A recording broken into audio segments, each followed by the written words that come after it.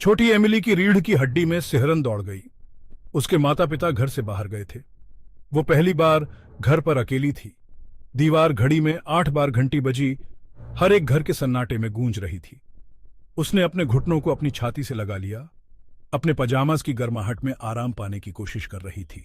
उसका वफादार कुत्ता स्पार्की उसकी बेचैनी को भांप गया और अपने गीले नाक को उसके हाथ पर रगड़ दिया। एमिली मुस्कुराई और उसके कान के पीछे खुजली की। इट्स ऑल राइट बॉय, उसने फुसफुसाते हुए कहा। Just us tonight. टीवी पर कार्टून्स चल रहे थे। दीवारों पर नाचती हुई परछाइयां बना रहे थे। एमिली ने चमकीले रंगों पर ध्यान केंद्रित करने की कोशिश की, लेकिन उसके पेट में एक अजीब सी बेचैनी बनी रही। उसकी नजर बार बार फोन पर जा रही थी। काश उसके माता पिता पड़ोसी का नंबर देने की बजाय अपना सेल नंबर दे जाते। What if something happened? What if someone tried to break in? स्थानीय समाचार स्क्रीन पर दिखाई दिए, एमिली के विचारों को बीच में रोकते हुए। उसकी रीढ़ की हड्डी में फिर से सिहरन दौड़ गई, इस बार पहले से भी ज्यादा ठंडी। न्यूज एंकर की आवाज गंभीर थी। वो आस पड़ोस में हो रही चोरी की घटनाओं के बारे में बता रहा था। एमिली ने स्पार्की को और कसकर पकड़ लिया। उसकी गर्माहट उसके दिल में समा रही दहशत के खिलाफ एक छोटी सी सांत्वना थी। न्यूज एंकर ने अपनी बात जारी रखी। उसकी आवाज और भी गंभीर होती जा रही थी। अब मामला सिर्फ चोरी का नहीं रह गया था। एक सीरियल किलर खुला घूम रहा था। उसके शिकार परिवार, पालतू जानवर, जो भी उसके रास्ते में आया। एमिली के गले में एक गांठ सी फंस गई। वो अकेली थी।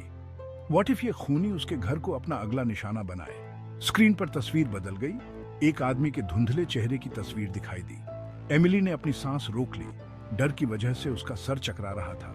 उसकी आंखें ठंडी और काली थीं और एक क्रूर मुस्कान जो उसकी रीढ़ की हड्डी में सिहरन दौड़ा देती थी। न्यूज एंकर ने दर्शकों को सतर्क रहने और किसी भी संदिग्ध गतिविधि की सूचना देने की चेतावनी दी। एमिली जानती थी कि उसे कुछ करना होगा, सुरक्षित महसूस करने के लिए कुछ भी। वह सोफे से कूद गई। उसका दिल उसकी छाती में जोरों से धड़क रहा था। सामने के दरवाजे की तरफ भागते हुए उसने ताले की दोबारा जांच की। उसके छोटे छोटे हाथ डेड बोल्ट से जूझ रहे थे।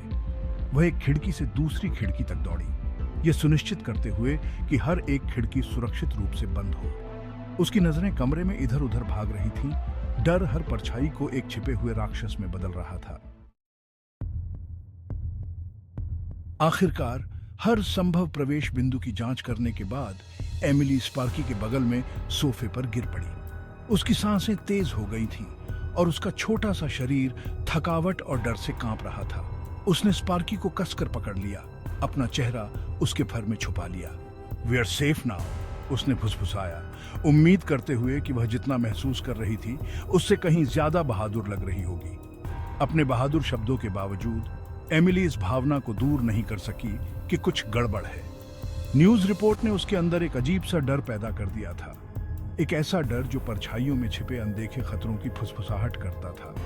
उसने आराम करने की कोशिश की, दीवार घड़ी की लयबद्ध टिक टिक पर ध्यान केंद्रित करने की कोशिश की, लेकिन उसका दिमाग भयानक संभावनाओं के साथ दौड़ रहा था। जैसे ही उसकी पलकें झपकने लगीं, एक नई आवाज ने सन्नाटे को चीर डाला। Tip tip tip.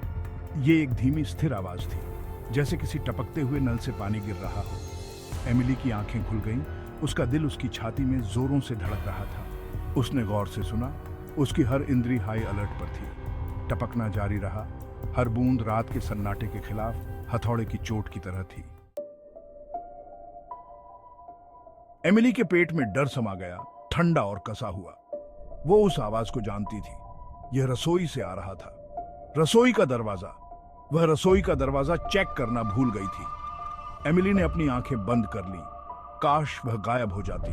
उसने उस आदमी की तस्वीर अपने दिमाग में बनाई जो खबरों में था। उसकी क्रूर मुस्कान, उसकी ठंडी मृत आंखें। क्या वह बाहर था, रसोई के दरवाजे के ठीक पीछे? सुन रहा था, इंतजार कर रहा था। स्पार्की धीरे से भौंका और उसके हाथ को चाट लिया, उसके आतंक को भांपते हुए। इट्स ओके बॉय, एमिली फुसफुसाई। उसकी आवाज कांप रही थी। We are just hearing things. लेकिन उसे खुद की बातों पर यकीन नहीं हुआ। टपकना जारी रहा। हर बूंद उसकी लाचारी की भयानक याद दिलाती है। एमिली घंटों तक जागती रही। उसका शरीर तनाव में था। उसके कान किसी भी हरकत की आहट के लिए तनाव में थे। टपकना जारी रहा, निरंतर और भयावह। आखिरकार थकावट उस पर हावी हो गई और वह सो गई। उसके सपने छायादार शख्सियतों और टपकते पानी की आवाज से प्रेतवाधित थे।